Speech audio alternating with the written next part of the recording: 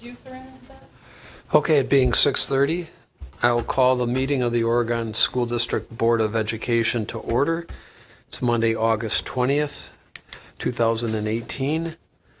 We're at the Oregon School District Innovation Center at the high school. Katie, can you call the roll? Ms. Feeney? Ms. Oderico? Here. Ms. Flanagan? Here. Mr. Pankratz? Here. Mr. Kraus? Mr. LeBrun? Mr. Zach? Present. Board has a quorum, and Ms. Feeney and Mr. Kraus had notified me they were going to be on vacation. And I've seen Facebook posts from both of them having really good times. So I have proof here that the meeting has been appropriately noticed pursuant to Wisconsin open meetings law. If anyone wishes to inspect that proof, it will be with Ms. Heitz at the front. I need a motion to approve the agenda. We have a couple of action items, academic standards and employee handbook changes. I think the shared services contracts has been pulled for a later date. And then we have some informational items, so I need a motion to approve the agenda. So moved. Mr. Pankratz with the motion. Is there a second? Second. From Ms. Flanagan. Any discussion? Seeing none, all in favor signify by saying aye. Aye. Opposed? That motion carries. We have agenda for this evening.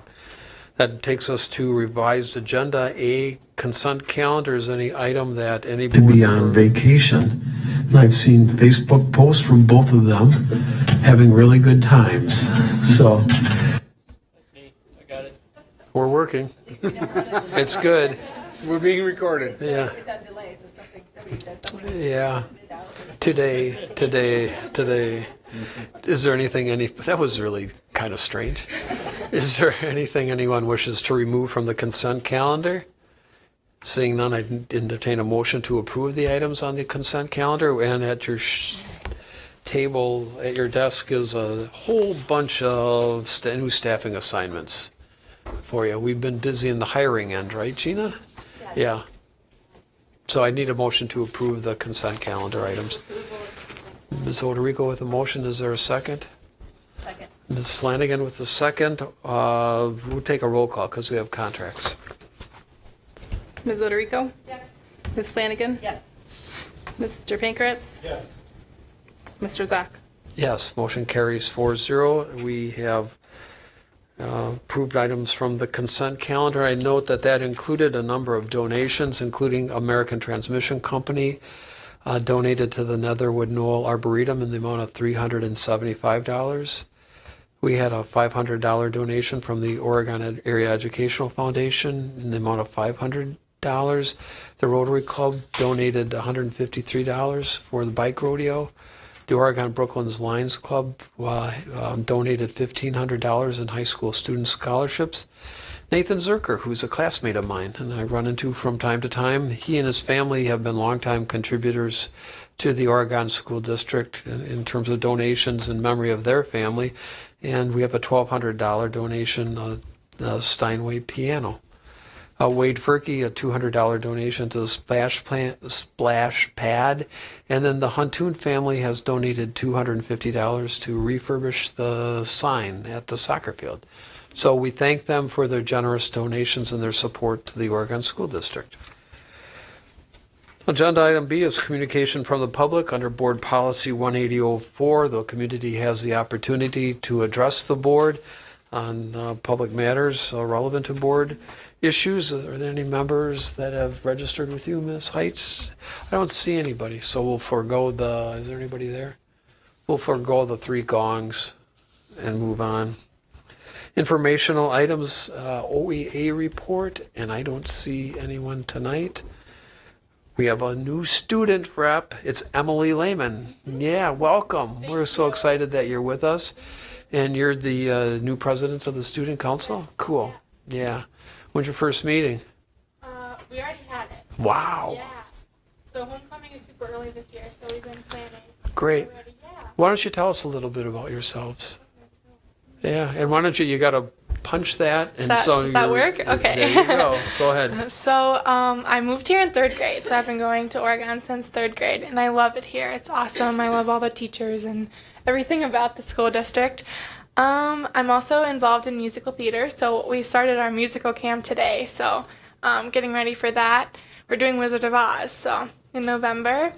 I'm also involved in HOSA here at the high school. It's like a club for those that want to do something in the like health field, so yeah, and then student council. And what's your goal in life? My goal in life. Just a simple little question. Cure cancer, world peace. That would be amazing. Yeah, I don't know. that's good. That's a really Being good. Still cross-examined by the thinking. Yeah. Okay. Yeah. Well, good. We welcome you to the board. Thank you.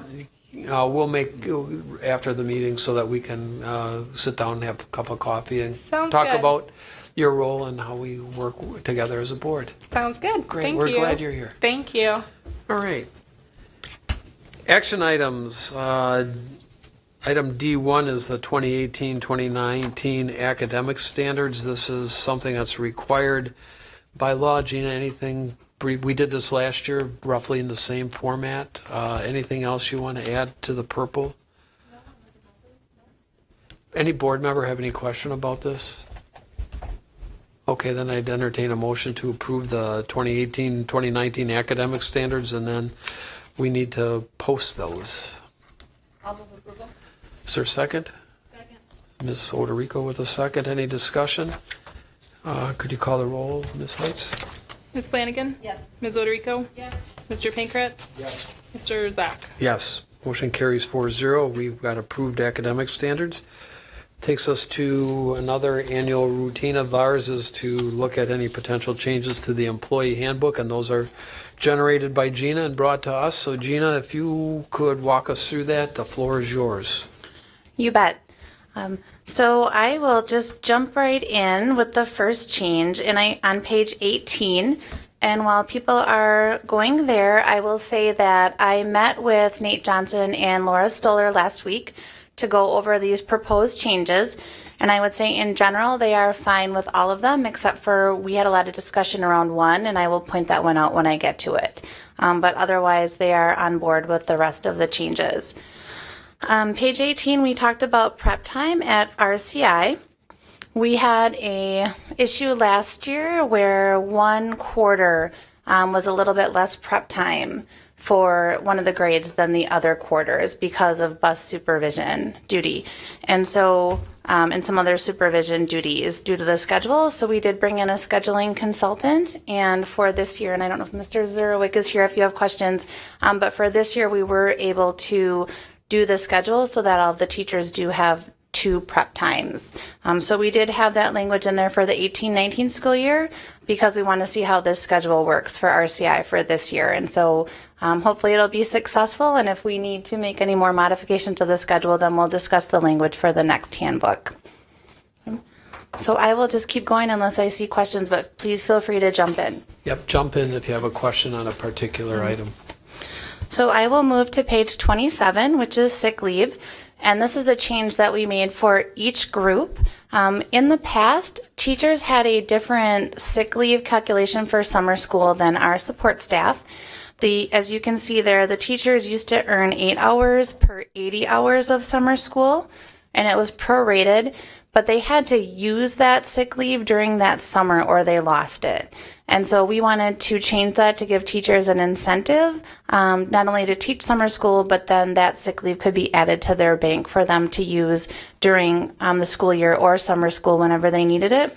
So the support staff would earn 1 hour of sick leave for every 20 hours worked, and that seemed to be a good system for them. So what we talked about is that anyone who works summer school or extended school year would earn 1 hour of sick leave for every 20 hours worked. We've, at least since I've been here, calculated that at the end of the summer and then added that to their bank. So that would be added to their bank for them to use when they needed it, and it's subject to all the rest of our sick leave provisions. So this is a way just to have all groups treated the same under the handbook and also give teachers an incentive to keep that sick leave and not lose it. Gina, 2 questions on Sure. that, and I'm on page 27, and the right. language is pretty similar, at least in terms of my 2 questions. One is, What besides summer school would constitute extended employment under this language? So we have students that might have in their IEP that they need an extended school year, which is just a little bit different than summer school. So we do have mainly paras that work that extended school year, but we do have some teachers that teach that as well. So we just didn't want to limit it just to summer school, that essentially if you're working longer than your 195 days through an official school, extended school year or summer school, that you would earn additional sick leave because you're working more. So that would be paid time above 195 for teachers? Correct. How about for licensed foods and food service and paraprofessionals, same thing? Or? It would be the same, yes. And for support staff, they have been earning that. This was the first summer we had food service work because we did lunch and breakfast during summer school, so they earned that time as well. Great. Okay, and then the ratio of 1 hour to 20 hours came out of what we had for the food, looks like food service and paraprofessionals then worked at that ratio? Correct. What would be for teachers, for example, what typically, if they taught summer school, how many hours would they work in the summer? So typically we have 4 weeks at 4 hours a day. Most of our teachers teach all 4 weeks. So that would be 80 hours for a full summer. Some teachers, in the past, we've had classes go 6 weeks, some go 5. Some teachers only teach for 2 weeks. So we thought, let's just make a standard formula for everyone. Right, so it'd be, if they worked 80, it would be probably 4 hours that they would earn. Okay. Exactly. And then, okay, good. Those are all the questions I had. Anybody else have any other questions on that? And then that was the same then under licensed food service and the paraprofessionals? Correct. We wanted just to treat all of our school Great. year folks the same. Okay. I think we can skip then to the next. Okay. Then on page 34, this is just a clerical fix, is that for IRS rules, we have sick leave banks, but they have to stay within their own categories. So we just forgot the district support classification of staff. So just wanted to add that. They have had a sick leave bank in the past, but weren't listed in the handbook. That's on page 34. What staff would that be? So mainly people in the district office, like HR, like Tammy Little, Lisa Christensen, Cynthia DiCamelli. Okay. I'll keep going. Page 39. Payment for IEP meetings. This is an area where we had a lot of discussion with the OEA, and I would say that I think it's fair to say they're a little concerned about this change, so wanted to let you know that really what we've been talking about as a teacher compensation committee and also as a board the last few years is that when we were fully implemented with our teacher compensation model, and that would be this year, this is our 3rd and final year of implementation, is that we would try to move to a more professional workday. We had a lot of, I don't want to say little things, but from a budget standpoint, timesheets on various things. And we've really tried to move with the increase of salaries to a more professional model, because teachers I felt have been sort of, one hand is hourly and or like 1 foot is hourly and 1 foot is salaries. And so that was really part of the idea behind the teacher compensation model, to have a more professional workday. And so really IEP meetings is one of the final pieces of that.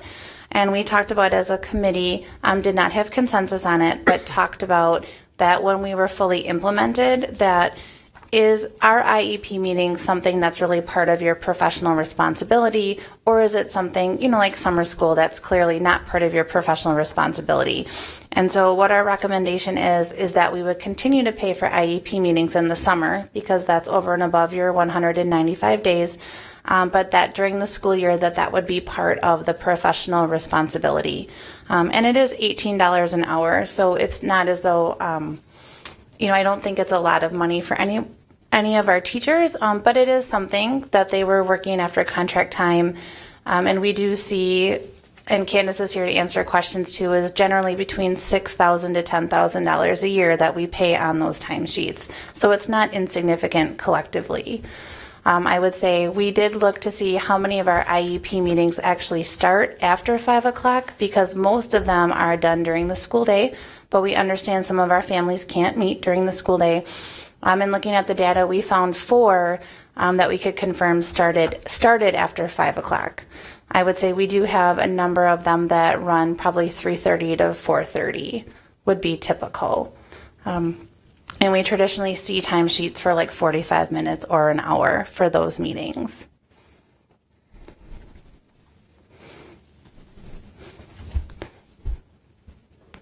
Okay, no questions about that. Then I will move on to page 41. 41 is just language that encompassed what we've done, at least for the past 15 years, that we do credit reimbursement for classes taken that is not during contract time. So just wanted to clarify that in the handbook. And then last but not least, on page 45, for the use of district-owned property, wanted to add the business manager as someone who could approve that, as well as the superintendent or the board. So Andy will be the lucky winner of those requests, is my sense after this change. Otherwise, those are all the changes that we have to propose to you. Any questions other than what has already been on the table? Okay, seeing none, then I need a motion to approve those changes as presented. You got that motion? Okay. Is there a motion to that effect? I'll move to approve the changes. Ms. Oderico, a second? Second. Mr. Pankratz with the second. Any discussion? Seeing none, would you call the roll? Because this is a policy change. Ms. Oderico? Yes. Mr. Pankratz? Yes. Mr. Flanagan? Yes. Sorry, Ms. Flanagan. I apologize. Mr. Zach? No worries. Yes. I'm off. There I am. Yes. That motion carries 4-0. I appreciate that, since we are going to be doing the handbook with the new staff on Wednesday, so thank you. Good. We proceed to page 2 of the agenda. Discussion items. Policy, Krista? Yes, we did meet, and we did, as our main agenda item, discuss random canine searches, and the policy committee did vote 2-1 in favor of recommending to the board that that becomes part of the policy 436. We are not, however, ready to bring that to the full board. We have to work on language change to the policy. So we also want to make sure every board member is at the meeting where we vote on that as a full board. So we'll be coming to you later on with that. And I've asked Krista to work with Dr. Bussler on getting a date when that would come for the board for consideration. Thanks, Krista. Vision Steering Committee. Courtney. Yes, we have a meeting of the Vision Steering Committee tomorrow night here in this room at 6 o'clock, and we will be receiving the report from the Youth Sports and Athletics Task Force. So I would encourage any board members who can come to receive that report. That is the only thing on our agenda for tomorrow. And I know in terms of committee reports, it's not on here, but the board apportionment task force, I think, has met twice, Gina? Yes, we have. Okay. Do they have a final recommendation yet? We do have a final I recommendation. kind of figured with Ms. Atkinson at the helm that she was going to Yes. get that done fast. Very impressive group. Well, she's going on an amazing trip in September. Yeah. And so we are scheduled to meet again once we know they are willing and available to talk to the board about the recommendation. So when you decide on an appropriate agenda, they are willing to come and talk with the board about it, assuming that Deidre is in the country. Yeah, thanks. Okay, that takes us out of agenda item E, discussion items. We'll move to F, and that's Brian's superintendent report. And welcome back, Brian. We saw each other this morning at the new teacher orientation, and we hadn't seen each other for over 3 weeks. So It we is sort of nice. got caught up. So Yes. the floor is yours, Brian. It is very nice to be back. 3 main items tonight, and then I'm going to put one other item in there as well. First, district registration. We completed the first district registration last Thursday, and it was a success. I have that on good advice that it was a huge success. We had a lot of parent turnout. We've been modifying and tinkering with our registration for the last few years, And we have our second registration date tomorrow, Tuesday, August 21st. And Katie, it begins at 3 and runs till 8. So you might recall in the past, we usually wrapped up about 6, but some of the parent feedback we've received is, can you run it just a touch later? And with that, of course, board members, I know you have busy schedules, and some of us will be up here for the Youth Sports Task Force report to the Visioning Committee. But if any board members have time, you are welcome to stop by and help out. Emily, you are welcome to help out as well. Not putting pressure on you to do that, but if you'd like to help out tomorrow at registration, that would be terrific. We also had a table, and we'll have a table set up tomorrow to talk about the November 6th referendum. Leslie and Erica were in charge of that table last Thursday, and they said we had quite a few parents stop by, ask some questions, and I'm not making this too positive, but of course our parents were supportive. That doesn't really surprise me, but there were a few general questions, but overall a lot of support they received. Then the second item on referendum 2018 informational plan. Erica and I'm going to ask Erica to step to the microphone. We have been doing some planning in terms of getting everything set for the November 6th referendum. And some of you will recall that last time in 2014 when we had the capital referendum, and then again in 2016 for the teacher compensation referendum, we provided you with a one-page communication update, which is broken into 3 areas. Recent activity, some next steps, and then I'll say your suggested role. And I will turn it over to Erica to give us a quick walkthrough of that. So it's the sheet that says communications update, and I've just listed recent activity and our next steps, and then your role. And I'll just highlight a few things because it's all here for you to view. You've all seen the information sheet. This was in our community education book, so that's been sent to everybody as part of that mailer. We've set dates for community open houses, and there are 3 of them that are listed on your form. Oh, can you not hear? Nope, it's a little closer. And then we're in the process, we've drafted a second informational sheet that we're in the process of reviewing and finalizing, and we're going to be getting that done real soon. For next steps highlights, we have some poster boards that we're going to put together, and it's kind of a neat little campaign. It's going to all go to, the information is going to go together with the informational sheet. We'll go along with the poster boards, and we'll have some roll-up pieces, kind of like that poster back there, the roll-up one that will be at all of the buildings. So people in the community and the schools should have ample access to find out what's going on.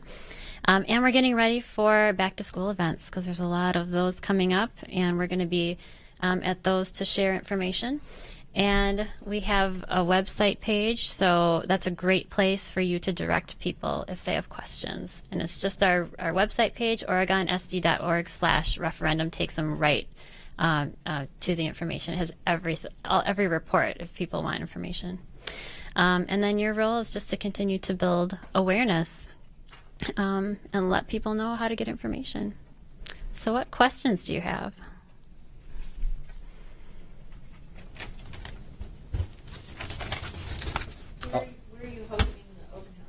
The open houses are going to be at RCI, 3 of them. Yep, they'll all be at RCI, and we have scheduled 2 on evenings and 1 on a Saturday morning. And board members, you'll notice those are a bit earlier than we did open houses in the past. Recall, voting has changed rather significantly in terms of people being able to early vote.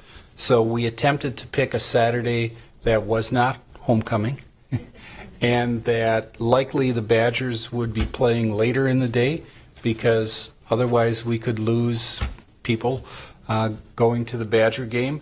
And again, the whole goal is to get that information out in front of people. So if we hear a question or a concern, if one person has a question, it's likely that question belongs to others as well, and we can get ahead of it to answer. Erica didn't mention, and I'm not promoting this because I'm in the video, but we are close. She is close to having a video complete We shot it the week before I left on vacation, and her and Paul Zwicker, our OCA director, have been working collaboratively to put that together, and I want to put a little plug in for OCA. If we were to pay for that, it would be it would just be expensive. I'm not sure that we could afford to do it, and Erica and Paul have produced the video, and we're hoping to have it out on the website possibly yet this week. Yep, we'll have some edits tomorrow, so soon. So you'll see something like this at every board meeting between now and November 6th, and then a couple of updates, obviously, after the November 6th board meeting. Erica is our captain on the communication plan, so if you have questions, feel free to route them to Erica and or me, and we are also working with Kristen Milsna from Findorf, as well as Joe Donovan and the Bray team. So we have a strong team put together, and our goal is to get the best and most timely information out to the community. This Thursday, if any of you would like to join me at the Chamber, there's a Chamber monthly meeting at headquarters. It starts at 11:30. I'm happy to buy you lunch, and we are the featured speakers. So Steve is not able to make it this week, so I will carry the ball on that. And Steve and I are also planning on meeting with the Chamber Board some morning in the next couple of months as well. But that kicks off sort of our first official public presentation, and Erica has done a terrific job putting together a slide deck that generally will be the same, although there might be a few little modifications as we use it close to 60 times between now and November 6th. Any questions for either one of us on that, or I will keep us moving. And next, Thanks, Erica. Next, we're off to opening of the 2018-19 school year. Last week, we tied up all of our vacancies. This might surprise you. We are 100% filled in terms of all of our teaching positions, and the number of positions that we filled this year totaled 81. I think we may have set a new record in terms of those positions, and remember that we didn't hire 81 new people into the budget. That includes our leading educators, which, except for one position, they were all internal positions, and then that creates a bit of a domino effect. So this was a big interviewing year, and hats off and congratulations to the principals for getting that ball rolling in the first round. And I'm guessing Leslie and I were somewhere between 160 and maybe 190 interviews when everything was done. So if you see wood around you or Formica, please knock on it, that we are 100% filled, and we will stay that way. But of course, if there's a late vacancy, we will have a substitute on the day that school gets started. Today was also one of those favorite days in my life when we get to welcome the new teachers. This morning at 8 o'clock, we welcomed over 50 of the 81 that participated in the new teacher orientation. If you're a current teacher, you don't have to participate in the new teacher orientation. Steve and I made our annual presentation to talk about vision and mission, and we were actually completed early today. So that may have set another record. Didn't run over at all. It's usually me that runs over.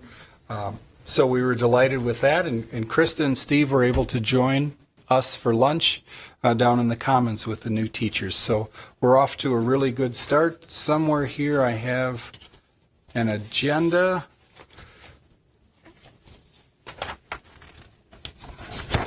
We will keep our new teachers busy tomorrow, the 21st. They'll spend the morning with their school principals, and then in the afternoon on some curriculum work. On Wednesday, they'll spend time with Leslie and John talking about highly effective practices. Gina and I have annually done sort of an OSD handbook scavenger hunt. We don't lecture about the handbook. We give them kind of an interesting little tour of the handbook. And then Thursday, we'll spend time talking about educator effectiveness and My Learning Plan, which is our computerized system for managing educator effectiveness. So this is always one of those busy weeks, but it feels like we are 100% back in session with the exception of students. Then next week on August 28th, Tuesday, the buildings will invite back all of staff and welcome staff back. We start with a day where all of our teachers and staff spend time with the building. And then on Wednesday, August 20, or also on Tuesday, August 28th, the Brooklyn PTO has a special celebration for their playground project. I'm thinking the public part of it is like 6:30. Is that?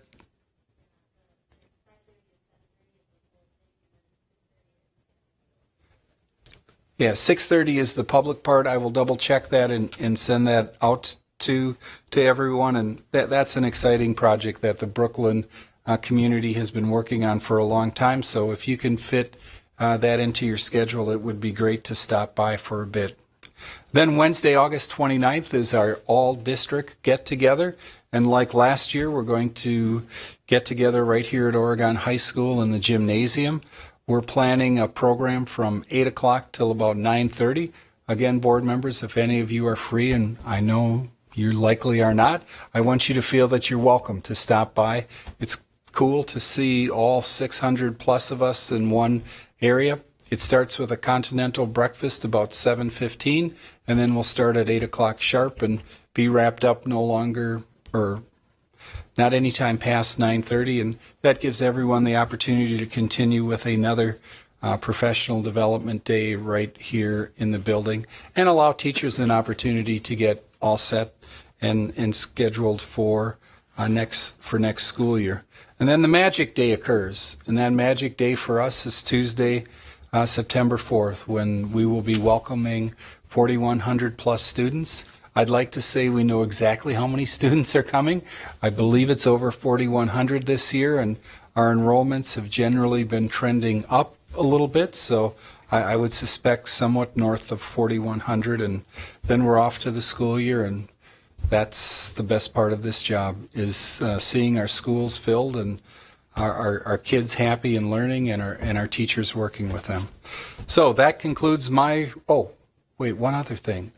I may not have introduced one of our newest administrators, and Brad Ashmore is with us tonight. Brad, would you please stand up? Brad is the new associate principal, replacing Dan Rickley at the high school, and he's a parent in the district. His wife is a teacher in the district. He lives in the district, and he moved west. He had spent over 20 years in the Stoughton School District. So we are delighted to have him as a new member of our team. We hired him early enough that he was able to participate in the administrative workshop as well. So welcome and congratulations to Brad.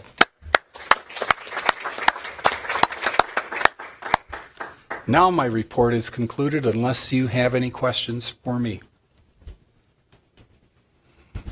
Okay, seeing none, we'll move to closing future agenda. We are scheduled to meet next week, the 27th, although in talking with Brian this morning, we don't have much in line of an agenda for next week. So under the guise of why meet just for the sake of meeting, I don't think there would be any objection if we would cancel next week's meeting. And I'm not seeing any signs of protest from the administrative team either. So I think we're going to cancel next week's meeting, okay?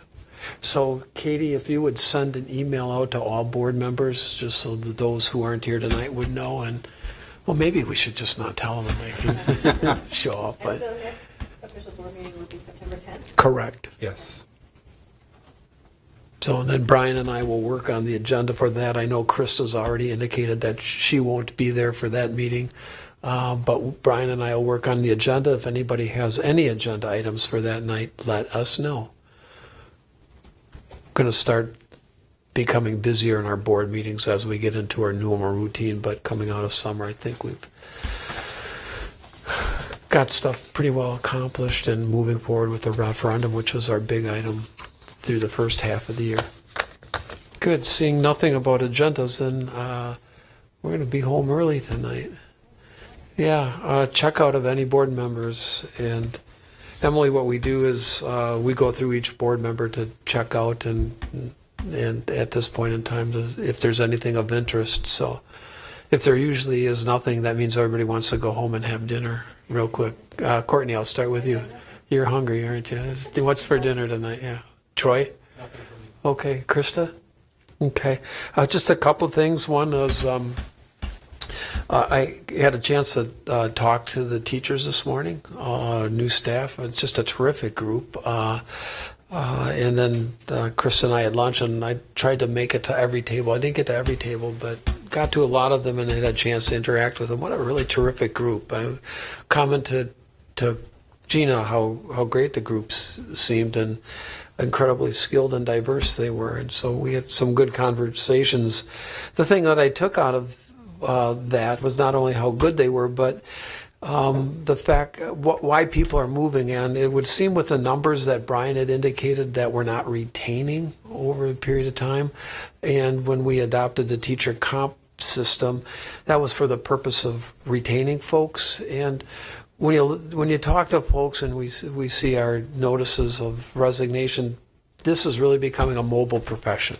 Okay, so the fact that we're seeing higher numbers of hires just reflects that. And I think anecdotally, the people that are leaving Oregon are leaving for reasons other than dissatisfaction with the district. There's a lot of movement with spouses and family stuff. And folks coming in, my impression today was coming in partly because of that reason, but partly because they're attracted to Oregon for a lot of reasons. One is obviously compensation system had something to do with that, but we're getting a good reputation out there as a cutting edge district and a good place to work with great facilities and great people. So I took that as an item from my lunch today. It was really good group of people.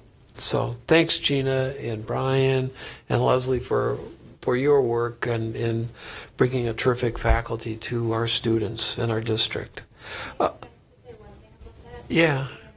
Yep. Just to let folks know, because I keep data on all of this, is that we only lost 3 teachers to other Dane County districts, and all 3 took positions that we didn't have vacant. So just wanted folks to know that. And for all the offers that we extended, we only had 1 person decline. So I feel pretty grateful to be in this district. Terrific. Scott, if you're listening at the Oregon Observer, those are really good stats. We would, okay, that would be good. That's good news for all the folks who supported the educator compensation plan, is that we are seeing the benefit of that in terms of our staffing. So good. The last thing on checkout is I returned from a little short of 2 weeks in Bolivia, and I think I've reported on this when I came back from Peru once before in Bolivia, but we live with family there, and we don't do tourist stuff. We see real world Bolivia stuff, and that includes talking with people about the educational system there. They go a half day to school there because their structure doesn't fit full day school. My son-in-law Fred was telling me about university there, where they are so overcrowded that to get a desk in one of his engineering classes, he had to climb through a window to get into the back of the room because it was so crowded. Schools there out in the country area typically don't have windows. They don't have doors. No paved areas. It's usually dirt. And it was real striking to me coming back, about how lucky we have it here, and talking with our teachers today and recognizing the benefit of an educational system here. Students are motivated to learn there. They don't have the resources that we have here to learn, but they're no less motivated to learn. And the key here is to make sure that we emphasize to our students and to our faculty and staff that even though we have plenty of surplus in terms of assets, that it is the motivation to learn that's critical. to an educational system, and we need to way to make that happen here as well. So a fun thing about traveling is you see what you have in a different perspective, and I greatly appreciate what we have. So thanks, everyone. 7:09. This might be a record.